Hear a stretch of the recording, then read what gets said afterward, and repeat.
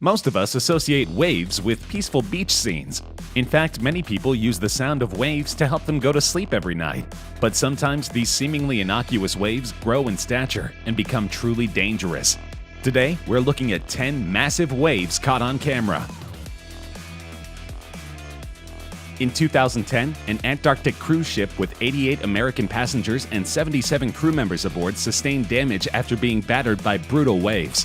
The Clelia II declared an emergency, reporting it had suffered engine damage amid heavy seas and 55-mile-per-hour winds when it was northeast of the South Shetland Islands on its way toward its destination in Argentina. But the crew of the 2,420-ton ship managed to overcome the damage and was heading safely back to its scheduled port at 4 knots yesterday, the vessel's operator said. The captain said that in nearly 160 trips to the Antarctic Peninsula, he had never seen such weather. The ship declared an emergency when it lost power and communications after a 30-foot wave washed over the deck and took out the windows on the bridge. None of the passengers were injured. The ship was sailing from the Antarctic Peninsula back to Argentina through the Drake Passage, one of the roughest stretches of water in the world. Video of the Clelia II bobbing in high waves was filmed from another ship, the National Geographic Explorer, which saw the Clelia II in distress and stopped to monitor the situation. Crew members were able to rig a line to send a satellite phone over to the crippled ship. On July 22, 1946, the U.S. military tried a new type of nuclear test.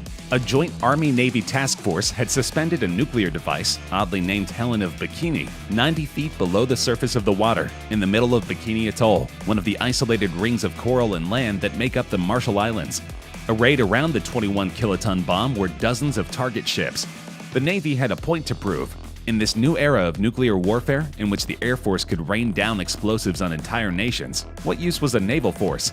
The military leaders who proposed the test wanted to show that their ships could ride out a nuclear attack and that the fleet was not obsolete. That first underwater test, the Baker event, instilled new awe for the power of the bomb. The Navy had believed that many of the target ships could survive the blast, be decontaminated, and sail out of the lagoon. But within 2 weeks, Navy leaders had to admit that the ships were so soaked in radiation that they couldn't be saved, and the Marshall Islands became a graveyard for irradiated vessels. A subsequent test, Wahoo, produced a spray dome that rose 900 feet above the surface of the water, followed by a hot gas and steam bubble that burst through, throwing out jets of water in all directions, up to a height of 1,700 feet.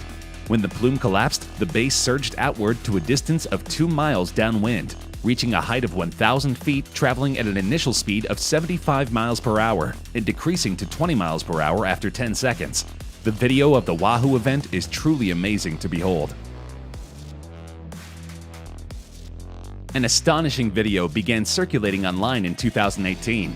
It shows a surreal and stomach-dropping scene.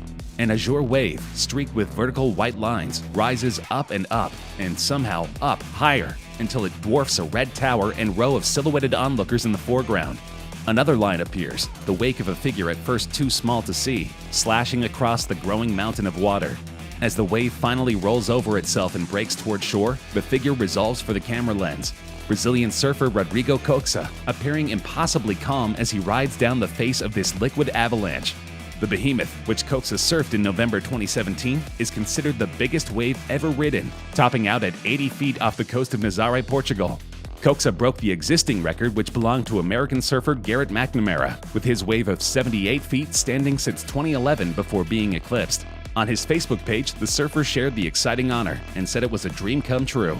Oh yeah, it was amazing. A tsunami is a series of great sea waves caused by an underwater earthquake, landslide, or volcanic eruption. More rarely, a tsunami can be generated by a giant meteor impact with the ocean. An earthquake generates a tsunami if it is of sufficient force and there is a violent movement of the earth causing substantial and sudden displacement of a massive amount of water. Even if you are many miles inland, tsunami waves can be deadly to surrounding municipalities. Remarkably, an anonymous videographer captured a ship just as it was consumed by a tsunami wave. Thankfully, no one was harmed, but the passengers exclaim audibly as the wave totally submerges the boat. This experience must have been truly terrifying for everyone on board. In 2011, the biggest earthquake to hit Japan in 140 years measured 9.0 on the Richter scale, according to the U.S. Geological Service. The quake created a 10-meter tsunami that washed away houses, cars, and boats. The terrified helicopter passengers narrate as the wave gets steadily closer to shore. 大きな津波が迫っています。間もなく捉えました。 When it finally reaches its destination, it causes immediate mass destruction. Of course, this is a terribly tragic event. Many people lost their lives, and many homes were lost. The video is so high that it is difficult to see the scale of the wave, but once it connects with trees and houses, its true size becomes apparent. It is a sobering reminder of Mother Nature's power. For many Japanese residents, the threat of a tsunami wave is constant. In 2019, the South African government issued a warning about an intense approaching cold front, which was expected to bring gale-force winds, localized flooding, and high seas.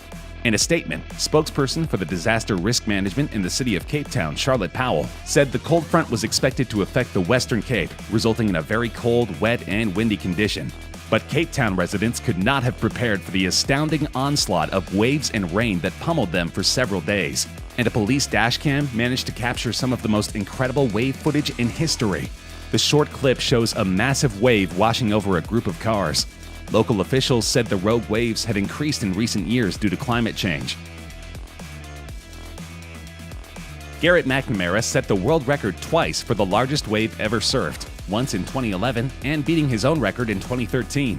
When McNamara set that record in 2011, he was accompanied by fellow big wave surfers Andrew Cotton and Alastair Menny, and at the time Menny said that the conditions were perfect for McNamara, who he described as inspiring. Everything was perfect, the weather, the waves, Menny said. Cotty and I surfed two big waves of about 60 feet, and then when Garrett was ready came a canyon wave of over 90 feet. The jet ski was the best place to see him riding the biggest wave I've ever seen. It was amazing. Most people would be scared, but Garrett was controlling everything in the critical part of the wave. It was an inspiring ride by an inspiring surfer. But McNamara outdid himself when he managed to catch a 100-foot wave in 2013. "You were just going so fast," McNamara told ABC Television. Oh, you're just going so fast. It's really similar to snowboarding on giant mountains, and you're just chattering, flying down this bumpy mountain. Your brain is getting rattled. Your whole body is getting rattled. He said he was relieved to have avoided a rocky section of the coast. McNamara began surfing at 11 and turned professional 6 years later. The rest is history. Though it technically didn't qualify as a tsunami wave, a 1,000-person cruise ship was stuck on its broadside by a massive wave that almost capsized the unfortunate vessel. The video of this event was posted anonymously on YouTube, with little to no information. However, viewers can see the boat take on water and destabilize as it roils into the violent surf. Thankfully, the ship was able to right itself and continue on its journey.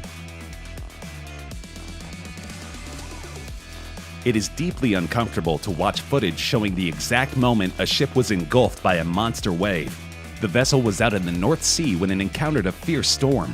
The video showed the bow of the ship as a 100-foot wave rolled toward it, finally hitting it in a crushing blow.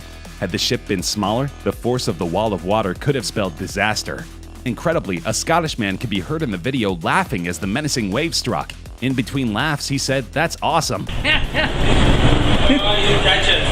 f***ing awesome. The shocking footage has gone viral since it was shared online. Uploaded to YouTube, the video has been viewed 5.5 million times since 2016. One user wrote, "That laugh was the scariest part," while another thought the man was laughing at the face of death. The North Sea, where the footage was filmed, is between the UK and Norway. Large ships are well equipped to withstand violent weather out in open waters, but it doesn't make the experience any less shocking to those on board.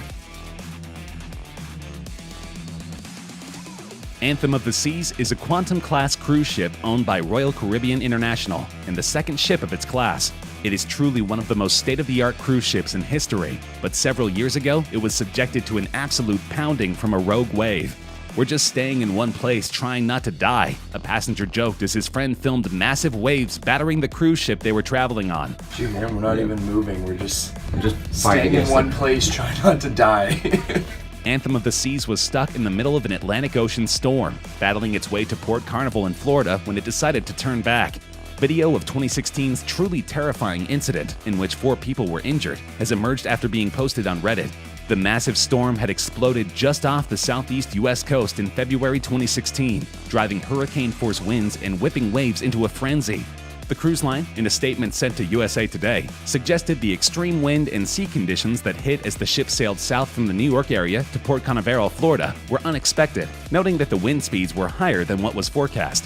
The captain told everyone this morning that the day was among his most challenging, if not his most challenging, at sea, said Robert Hushka, executive editor of the Detroit Free Press, part of the USA Today network. Hushka was on board the ship with his family.